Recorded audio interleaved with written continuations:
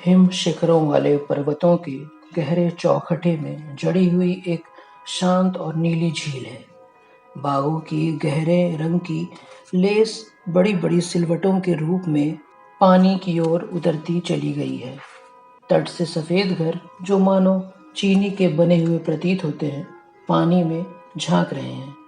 चारों ओर बच्चे की मीठी नींद जैसी शांति है। सुबह का वक्त है। पर्वतों से फूलों की बड़ी प्यारी प्यारी सुगंध नीचे बहती आ रही है। अभी अभी सूर्योदय हुआ है। वृक्षों के पत्तों और घास की डंडियों पर अभी भी ओसकण चमक रहे हैं। शांत घाटी में से गुजरने वाला रास्ता मटमैला फीता सा लग रहा है। सड़क पत्थरों की है, किंतु मखमल सी कोमल लगती है। मन होता है कि उसे हाथ से सहला दिया जाए। बजरी के ढेर के निकट गुबरैले जैसा काला एक मजदूर बैठा है। उसकी छाती पर तमगा लटक रहा है।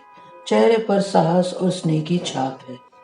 कांसे के रंग जैसी कलाइयों को घुटनों पर टिकाकर वह सिर ऊपर उठाता है। चेस्टनट के नीचे खड़े एक राहगीर की ओर ध्यान से देखता है और कहता है, महोदय, यह तमगा मुझे सिंपला सुरंग के काम करने के लिए मिला है। और वह छाती पर नजर झुकाकर धातु के उस सुंदर टुकड़े को स्नेहपूर्ण मुस्कान के साथ देखता है। अजी, कोई काम तभी तक कठिन होता है जब तक कि हम उसे प्यार न करने लगे, और उसके बाद वह प्रेरित करता है और आसान बन जाता है। फिर भी यह कहना होगा कि काफी मुश्किल काम था वह। सूरज की ओर देखकर उसने मुस्कुराते हुए धीरे से सिर हिलाया। सहसा सजीव हो उठा, हाथ हिलाया और उसकी काली आंखों में चमक आ गई। कभी कभी तो बेहद डर भी महसूस हुआ। बात यह है कि जमीन भी जरूर कुछ महसूस करती है, ठीक है ना? जब पहाड़ की छाती तोड़कर हम जमीन की गहराई में गए, तो उसने अपना क्रोध प्रकट किया। उसने हम पर दहकती सांस छोड़ी। उस सांस से हमारा दिल बैठ गया, सिर भारी हो गया और हड्डियां कसकने लगी। बहुत से लोगों ने ऐसा अनुभव किया। इसके बाद उसने लोगों पर पत्थर और जलता पानी फेंका। यह बहुत भयानक था। कभी कभी रोशनी में पानी लाल हो जाता था और मेरे पिताजी कहते थे, हमने भूमि को घायल किया है, तुम देख लेना, वो हम सभी को अपने रक्त में डुबो देगी, जला डालेगी। बेशक ये कोरी कल्पना थी, किंतु जब हम जमीन के गहराई में हो, दम घोंट अंधेरे से घिरे हो, जहां टप टप गिरता पानी विलाप करता हो और पत्थर पर लोहा खनकता हो, तो आदमी कल्पनाओं की बात भूल जाता है। उसे सभी कुछ संभव लगता है। प्यारे महानुभाव, वहां सभी कुछ अकल्पनीय था। हम लोग इतने छोटे छोटे थे और वह पर्वत छू रहा था आकाश को, उसी पहाड़ को, उसी की जीवित आत्मा को हम छेदते जा रहे थे। इस बात को समझने के लिए यह सब कुछ देखना चाहिए। उस काले भयानक जबड़े को देखना जरूरी है, जिसे छोटे छोटे लोगों ने काट कर बनाया था, जो सूर्योदय के समय उसमें प्रवेश करते थे और सूरज भूमि के गर्भ में जाते लोगों को विषाद से देखता था। यह भी जरूरी है कि मशीनों को देखा जाए, पर्वत का खिन्न चेहरा देखा जाए, उसके भीतर भारी गड़गड़ाहट और किसी पागल के ठाकों जैसे विस्फोट की गूंज सुनी जाए। उसने अपने हाथों को गौर से देखा, नीली जैकेट पर धातु के टुकड़े को ठीक किया और हल्की सी उसास छोड़ी। मानव काम कर सकता है, वह गर्व से कहता गया। ओह महानुभाव, छोटा सा व्यक्ति जब काम करना चाहता है तो अजय शक्ति बन जाता है। और यह विश्वास कीजिए कि यह तुच्छ व्यक्ति जो कुछ चाहता है, सब कुछ कर लेता है। मेरे पिताजी शुरू में इस बात पर विश्वास नहीं करते थे। एक देश से दूसरे देश तक पर्वत को काटना यह भगवान की इच्छा के विरुद्ध है, जिसने पृथ्वी को पर्वतों की दीवारों से बांटा हुआ है। देख लेना, मदोन्ना हमसे नाराज हो जाएगी, लेकिन यह उनकी भूल थी। मदोन्ना उनसे कभी नाराज नहीं होती, जो उसे प्यार करते थे। बाद में पिताजी भी वैसे ही सोचने लग गए जैसे मैं आपसे कह रहा हूँ, क्योंकि उन्होंने अपने को पर्वत से भी ऊंचा, अधिक शक्तिशाली अनुभव किया। किंतु ऐसा समय भी था जब वह तीज त्योहारों के दिन मेज पर शराब की बोतल को सामने रखकर मुझे और दूसरे को यह उपदेश देते थे। भगवान के बच्चों, यह उनका संबोधन का विशेष प्रिय ढंग था, क्योंकि वह दयालु और धर्मपरायण व्यक्ति थे। भगवान के बच्चों, भूमि के विरुद्ध ऐसे संघर्ष करना उचित नहीं। वह अपने घावों का बदला लेगी और अजय रहेगी। आप लोग देख लेंगे, हम पहाड़ के दिल तक उसे छेद डालेंगे और जब उसे छुएंगे तो वह हमें जला डालेगा, हम पर आग बरसाएगा, क्योंकि जमीन का दिल आग का है। ये सभी जानते हैं। धरती पर हल चलाना, प्रसव पीड़ा में उसकी सहायता करना, यह तो हमारा कर्तव्य है। लेकिन हम तो उसका रूप रंग, उसकी आकृति को बिगाड़ रहे हैं। खुद ही देख लीजिए, हम पर्वत को खोदते हुए जितना अधिक आगे बढ़ते जाते हैं, हवा उतनी ही अधिक गर्म होती जाती है और सांस लेने में उतनी ही ज्यादा मुश्किल हो रही है। कहानी सुनाने वाला व्यक्ति दोनों हाथों की उंगलियों से मूंछों को ताव देते हुए धीरे से हंस दिया। ऐसा सोचने वाले केवल मेरे पिताजी ही नहीं थे। वास्तव में स्थिति थी भी ऐसी ही। ज्यों-ज्यों हम आगे बढ़ रहे थे, त्यों-त्यों सुरंग में गर्मी बढ़ती जाती थी। अधिकाधिक लोग बीमार होकर जमीन पर गिरते जाते थे। गर्म पानी की धार अधिकाधिक जोर से बहते थे। मिट्टी के बड़े-बड़े टुकड़े भी अधिकाधिक गिरते थे। लुगानों के रहने वाले हमारे 2 साथी पागल हो गए। हमारी बैरक में अनेक लोग रातों को सरसाम की हालत में बड़बड़ाते, करहाते और भयभीत होकर बिस्तर से उछल पड़ते।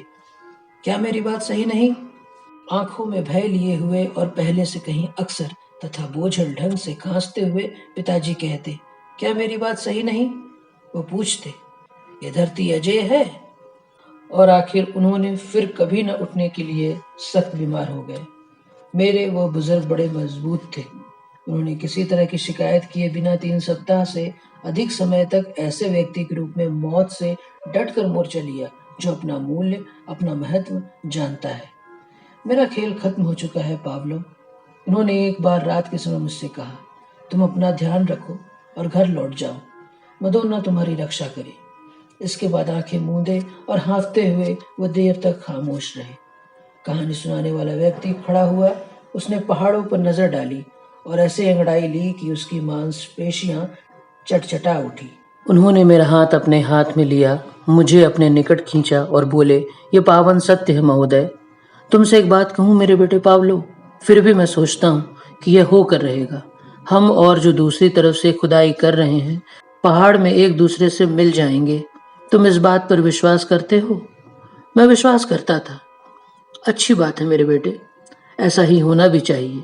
सभी कुछ शुभ परिणाम और भगवान में विश्वास करते हुए करना चाहिए, जो मदोन्ना के लिए हमारी प्रार्थनाओं के माध्यम से नेक कामों में हम लोगों की सहायता करता है। तुमसे अनुरोध करता हूँ बेटे, अगर ऐसा हो जाए, अगर दोनों ओर के लोग मिल जाएं, तो तुम मेरी कब्र पर आकर ये कहना, पिताजी वह हो गया, ताकि मुझे मालूम हो जाए। ये बहुत अच्छी बात थी प्यारे महानुभाव, और मैंने उनसे ऐसा करने का वादा किया।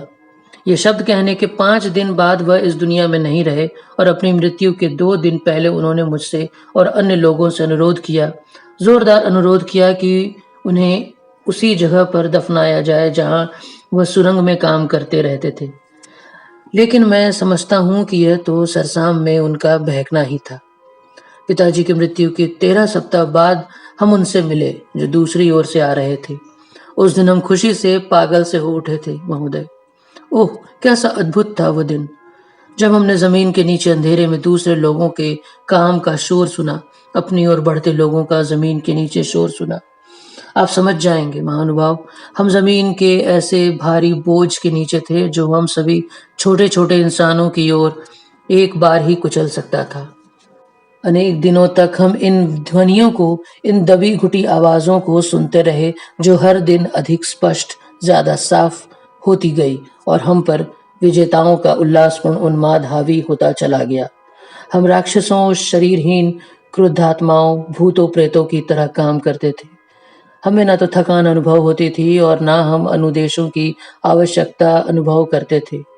ईमान की बात यह है कि यह तो धूप नहाए दिन में नृत्य करने की भांति मधुर था। हम सभी बच्चों की भांति प्यारे और दयालु हो गए। काश आपको यह मालूम होता कि अंधेरे में जमीन के नीचे, जहां आप अनेक महीनों तक छछूंदर की भांति रहे हो, किसी इंसान से मिलने की चाह कितनी प्रबल, कितनी उत्कट होती है।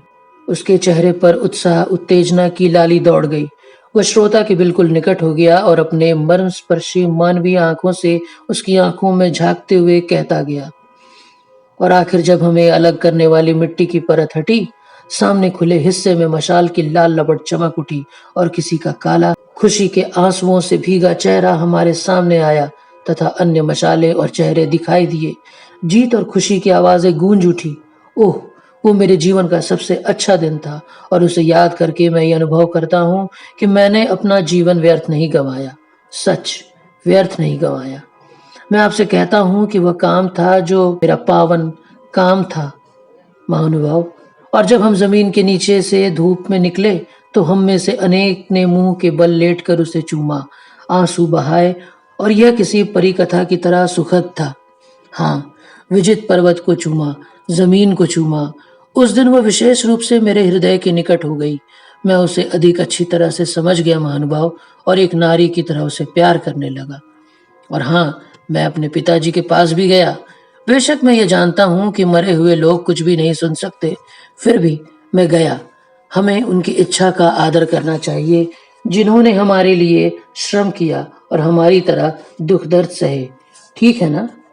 सो मैं उनकी कब्र पर गया, पैर से जमीन को धपधपाया और जैसा उन्होंने चाहा था उन्हें यह बताया। पिताजी, वह हो गया। लोग जीत गए। वह काम पूरा कर दिया गया पिताजी।